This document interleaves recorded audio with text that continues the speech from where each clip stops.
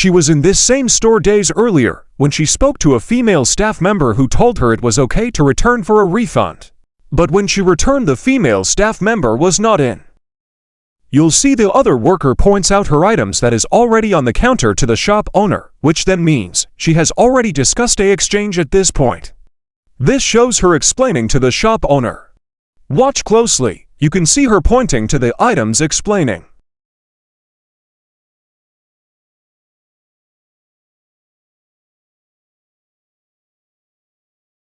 She did not purchase any of the circle items, it was hair extensions she purchased, which is not in the list. She tries to leave. She backs away.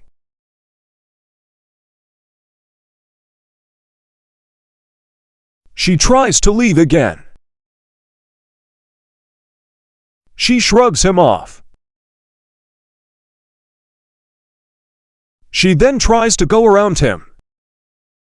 Third contact. He pushes her in the face. She then reacts by slapping him. No one actually knew he punched her because he did it so fast.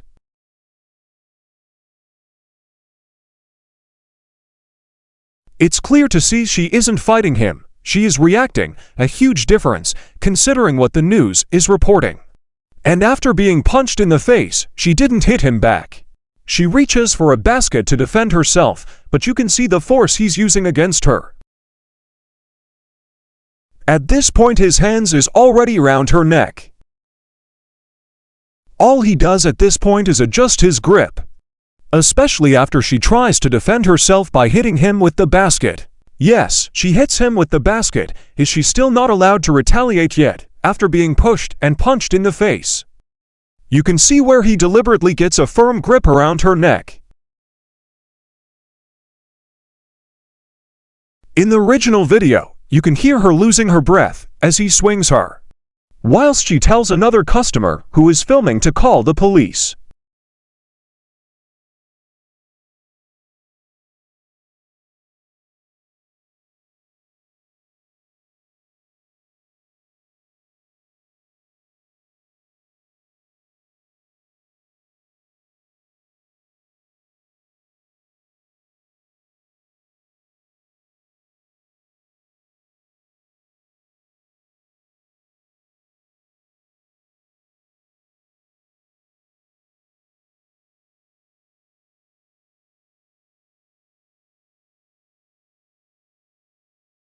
Not one staff member helped defuse the situation, but watched. This is how he should have held her in the first place. Too late for that now. A bypasser hears the commotion and decides to intervene. He could have held her like this to begin with, before pushing and punching her in the face and then later strangling her. She's explaining to the person on the phone that she was just strangled. Is this not self-defense?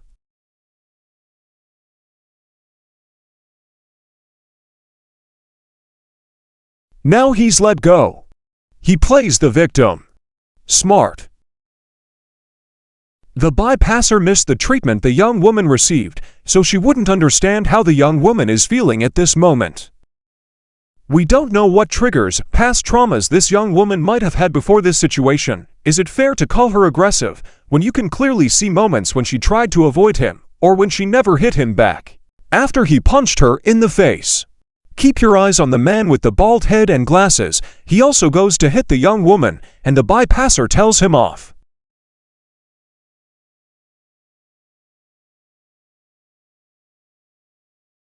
Not one staff member helped or stopped this situation. The public did.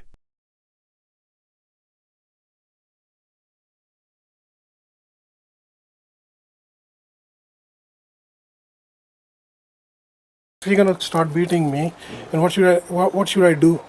Well, many people are saying that you shouldn't have choked her. No, I did. Choking means like. An example of choking.